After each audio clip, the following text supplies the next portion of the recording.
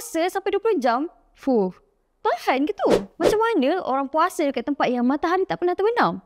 24 jam siang, ada sebuah negara ni mereka berpuasa sampai 20 jam. Tapi negara ni bukan negara Islam. Ini adalah Greenland, wilayah Nuuk, negara paling lama berpuasa di bulan Ramadan. Semua ni sebab Greenland terletak berhampiran lingkaran Arktik yang alami tempoh puasa panjang kerana fenomena midnight sun atau matahari tengah malam. Fenomena ni jadi sebab kecondongan paksi bumi sebanyak 23.5 darjah yang sebabkan kawasan ni terima cahaya matahari berterusan selama 24 jam pada musim panas. Akibatnya, waktu siang sangatlah panjang dan tempoh malam almost tak ada. Agak-agak mampu ke nak tahan 24 jam? Islam ni agama yang mudah. Kalau duduk dekat negara macam ni, ada kelonggaran khas. Mereka ni boleh berbuka ikut waktu Mekah ataupun negara yang berdekatan macam Denmark. Walaupun puasa lama gila, komuniti Muslim dekat Greenland tetap semangat bila masuk bulan Ramadan. Sebab umat Islam tak ramai dekat sana. Diorang selalunya berbuka dan solat berjemaah dalam kumpulan kecil tapi penuh ukhuwah. Kalau dekat Malaysia,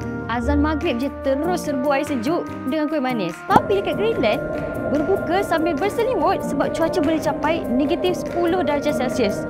Memang respect betul orang ni. So, korang hargailah nikmat berbuka dekat Malaysia. Lepas Greenland, Glasgow, Scotland adalah negara kedua yang kena berpuasa panjang. Dekat sini, tempoh puasa sekitar 17 jam sehari. Memanglah tak sepanjang Greenland, tapi still cukup lama untuk buat perut berdondang sayang dari siang sampailah malam. Dahlah Scotland ni terkenal dengan cuaca yang unpredictable. Kadang sejuk beku, kadang hujan renyai. Tapi, serius nak tanya, agak-agak korang tahan tak puasa dekat Greenland? Ke tengah hari dah tak kira berapa jam lagi nak berbuka?